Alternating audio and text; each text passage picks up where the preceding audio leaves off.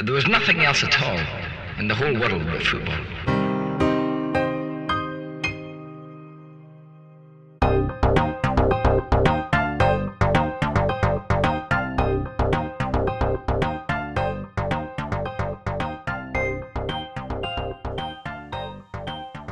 Hi guys, and welcome to the Triple F.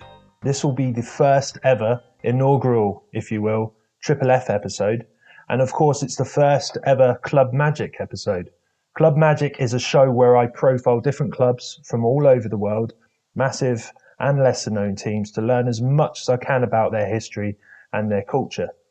So with all that being said, it's best for me to kick this whole thing off with what I know the most. And I guess that's the Arsenal. One thing I find extremely important for this podcast and for this channel is honesty. Honesty isn't just vital for life in general, but if I want my audience to take me seriously and to see that I'm coming at this from an angle of passion, diligence and honesty, that helps to show you what I'm all about. So if I'm being completely honest, up until my mid-20s, I never fully supported a team or had any right to call myself a full-on fan of any one team in particular. I had some fleeting and brief interest in Liverpool, Leeds United and my local team, Rushden Diamonds, but I never felt a real need to commit myself as a supporter of any of those teams. Although I attended several games to watch Leeds and Rushden Diamonds, there was just something missing, a spark, if you will. So for most of my life, I mostly enjoyed football as a neutral. However, in 2009, I actually started life as a student at London Metropolitan University, with the main campus situated on Holloway Road. I was literally studying on the doorstep of the Emirates Stadium. After walking around the outside of the stadium and attending one or two games, I fully committed myself as a fan. For whatever reason, I had absolutely no doubts that I wanted to support and just follow Arsenal as a dedicated gooner. It might be because it coincided with the moment that I truly found myself and my identity. Basically, my hair fell out and I grew a beard to compensate at first. I panicked, but later I sort of fully embraced it. Because I feel more Southern English than I do Northern, and because I felt completely enamoured just the first time stepping inside the Emirates and just being in awe of the club's amazing and rich history, all of that together just made me realise that, this was the club for me. Although life as an Arsenal fan has been somewhat of a rollercoaster ride, I'm sure all of you will agree on that, and we're seemingly struggling to find a pathway back to the glory years, my passion and support for this club remains as strong as it ever will. I attend matches, obviously when it was possible. I don't really need to explain why. I follow transfer updates, I follow club news, listen to a tirade of Arsenal podcasts, and I watch as much as I can about the club that's got as much to do with the club as I possibly can.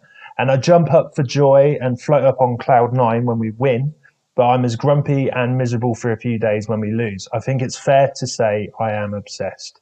I know that's how all fans feel about their club, and that's why I started this channel, because we're all in the same boat, but we all have different stories, which I find massively interesting.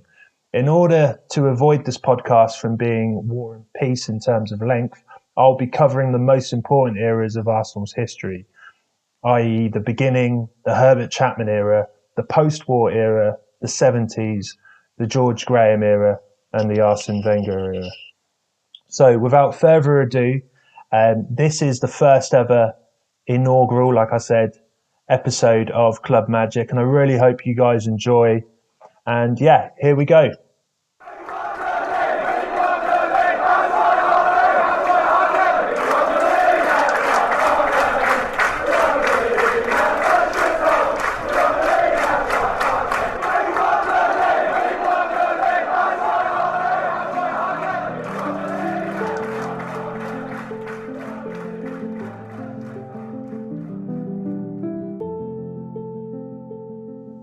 In 1886, workers from the Woolwich Arsenal armament factory established a football team, Dial Square. This was in reference to the sundial fixed to the arch within the factory's entrance. Shortly after they were established, the team's name had been changed to Royal Arsenal.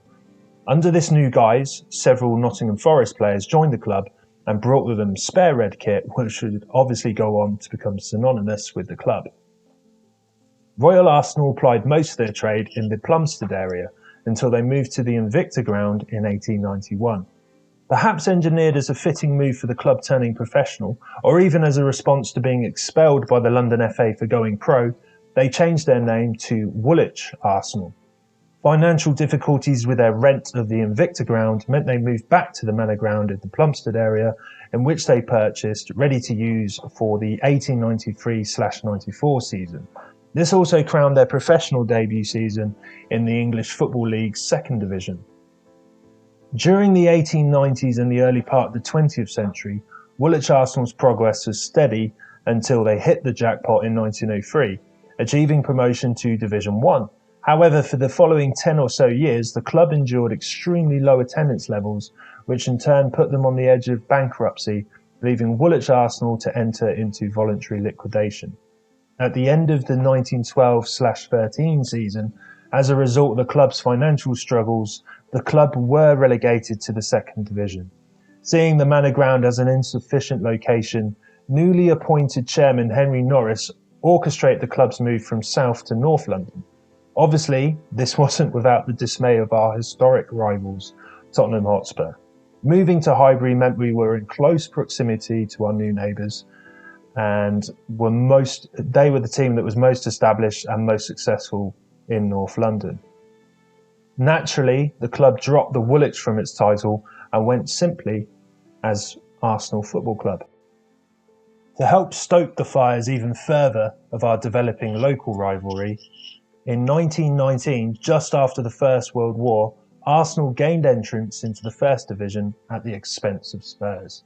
It was expected that the decision of the Football League Committee, extending the league by 2 teams, would allow for the bottom 2 clubs to remain in the top flight and be joined by the 2 top teams of the second division. On the basis of joining the professional league 15 years prior to Spurs, the committee were persuaded to allow Arsenal a place in the top flight, relegating Spurs to the second division.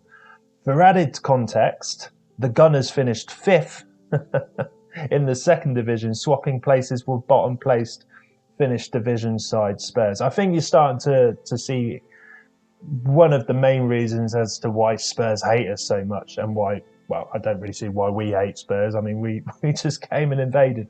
But hey, it adds, and it definitely stokes the fires to that infamous rivalry that we have with Tottenham. Arsenal's first 6 years in the top tier was somewhat mediocre, starting off mid-table each campaign until the club dangerously flirted with relegation in the 1923/24 and 1924/25 seasons. Considering Chairman Henry Norris had invested so much and had high ambitions for the club, he decided it was time for a change of manager.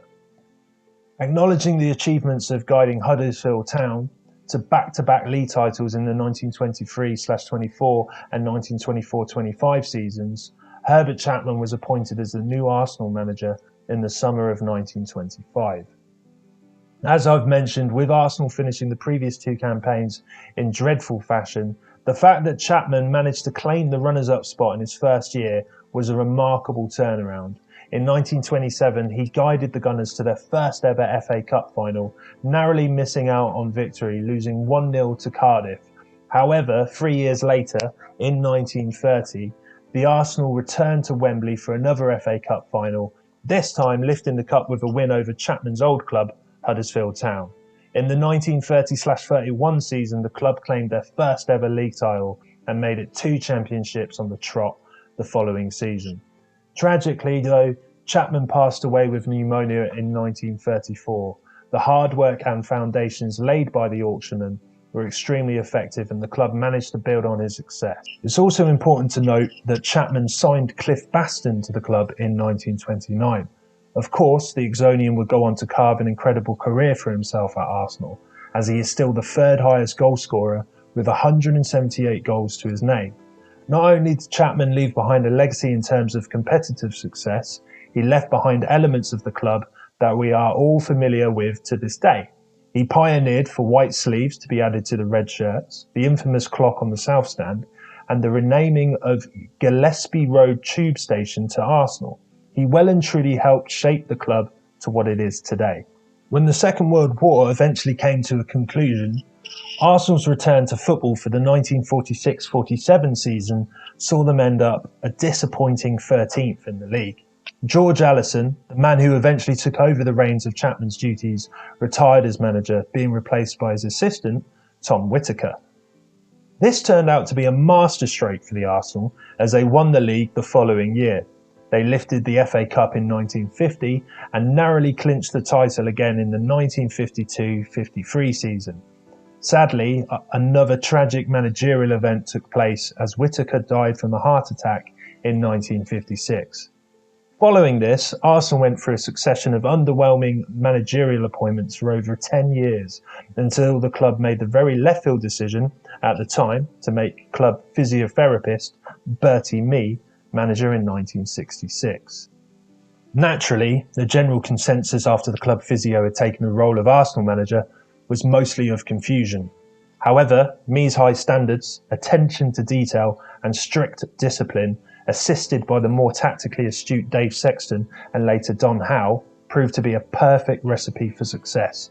Under Mee's tutelage, the Gunners won their first ever European trophy, the Intercities Fairs Cup, the Europa League equivalent, in 1970, and they won the double of a league title and FA Cup in 1970-71.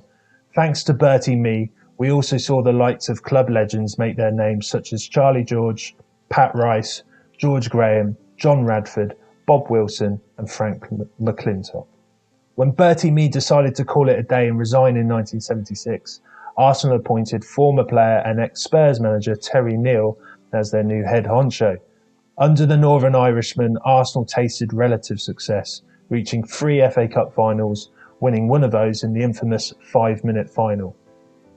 With Arsenal not reaching the heights they felt were realistic for a club of their stature under Neill, and then later former assistant coach Don Howe, a change was deemed necessary.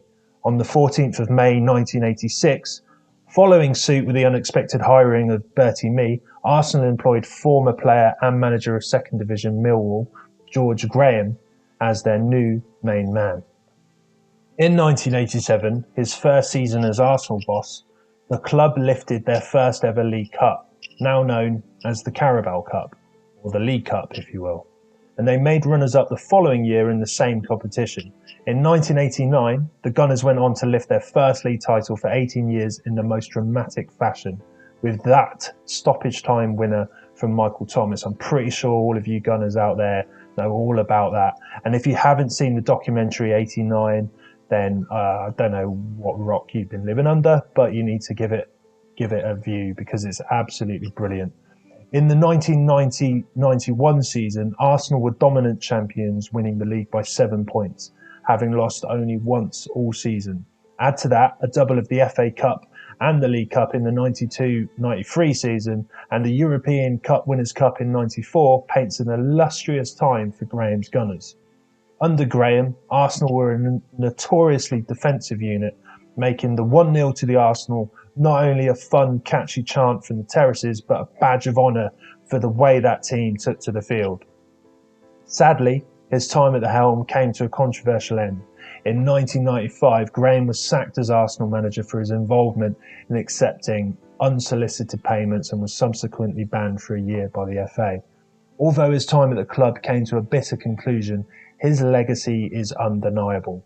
Although Don Howe technically gave Tony Adams his start at the club, George Graham was pivotal in the making of Mr. Arsenal. His effect on players already at the club, such as David Rocastle and David O'Leary, had been just as monumental as influence on the ones he signed or promoted to the first team. The likes of Ian Wright, Paul Merson, Lee Dixon, Nigel Winterburn, David Seaman, Anders Limpar, Alan Smith, Steve Bold and Michael Thomas all have Graham to thank for their renowned Arsenal careers. In August 1996, continuing what was swiftly becoming an Arsenal tradition to opt for lesser-known managers over household names, the Gunners brought in the French manager of Japanese side Nagoya Grampus 8, Arsene Wenger, as their new gaffer. Considering this is well before the days of the internet and worldwide accessible information, and regardless of the fact that Wenger had success as Monaco boss, winning the French First Division, and the Coupe de France, his arrival at the club had been met with mass perplexity from the media and the fans, which of course led to the historic headlines, Arsene Who. However, Wenger's dynamic and fresh approach to football management soon began to reap the rewards. Gone were the days of bad food, beer and cigarettes, and a new era of fine-tuned dietary plans, specific training methods, and open tactical discussions with playing staff had arrived at Highbury, and the changes certainly worked. Arguably, he's the greatest manager Arsenal has ever had.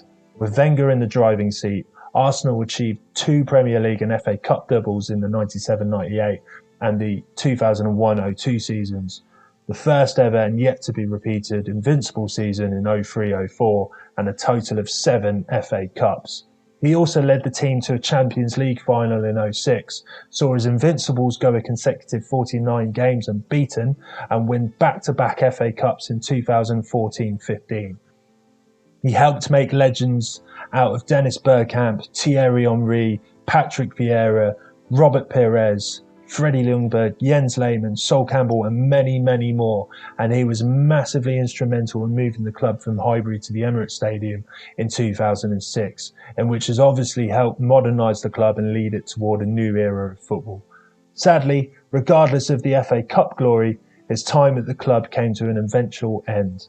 A slow decline down the league each year, seemingly losing the trust of the players and the backing of the board, and a large portion of the fan base willing to see a change of manager saw him step down in 2018. In spite of this turbulent conclusion, not only will Wenger be regarded as one of the best managers Arsenal has ever had, Le Prof is known to be one of the best footballing managers of all time. The club currently find themselves in an unusual situation as they sit 11th in the table with 17 games played.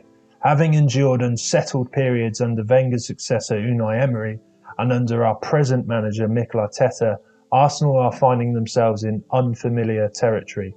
Although we have won our last 3 games on the bounce, and with a win against typical banana skin opposition, Crystal Palace, that could see us back in the running for European places. That just gives you an indication of how crazy this league is this season. Given the sheer size of the club, a failure is simply not a word they understand.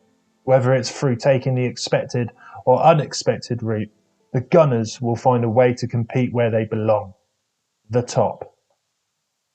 So there we have it. That is the first ever episode of Club Magic. I hope you guys really enjoyed it. I really enjoyed researching Arsenal and just finding out some really new, interesting things that I'd never known about the club before. I hope you guys tune in for the next episode, where we are going to be covering cult German club FC St. Pauli. And yeah, we're going to find out some really cool, interesting stuff about them as well. So yeah, thank you again, guys, and take care. Stay safe. And yeah, this is the Triple F. Goodbye. There was nothing else at all in the whole world but football.